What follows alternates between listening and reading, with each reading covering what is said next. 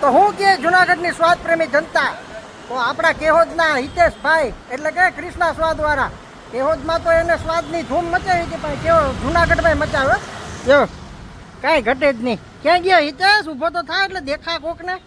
Krishna સ્વાદનો honour જો આના ભજીયા સમોસા બધું ખાય એટલે એમ થાય કે વાહ વાહ મોજના તોડા છૂટે. બધી વસ્તુ એવી બનાવ્યો. હા હો, કેશોદથી અહીંયા ધક્કો ખાધો ભાઈ. ત્યાં કેશોદમાં કૃષ્ણા સ્વાદમાં તો બહુ ખાય, પણ અહીંયા ખાવાની ઈચ્છા થઈ ગઈ હતી. ડાયરેક્ટ બસમાંથી ઠેકડો માર્યો, ચાલુ બસમાંથી. ભાઈ પહેલાં અહીંયા અમારે સમોસા ખાવાય, પછી બધું કરવું. તો હાલો હાલો પહેલાં છે ને સમોસાની એક ડીશ બનાવો, પછી આપણે તમારા ફેમસ દહીં વડા ખાવા છે. રેડી? બનાવો બનાવો હાલો. હવ હવ. તો મિત્રો આપણા ટેસ્ટ ફૂલ દહીં વડા આવી ગયા હો, કાંઈ ઘટે જ નહીં. કૃષ્ણા સ્વાદનો ટેસ્ટ એટલે બધાને ખબર જ હશે કે એમાં કાંઈ ઘટે જ નહીં ભાઈ. મોટા મોટા લગ્નોના ઓર્ડર લઈએ, સાથે સાથે આ દુકાનનું કામ કરો.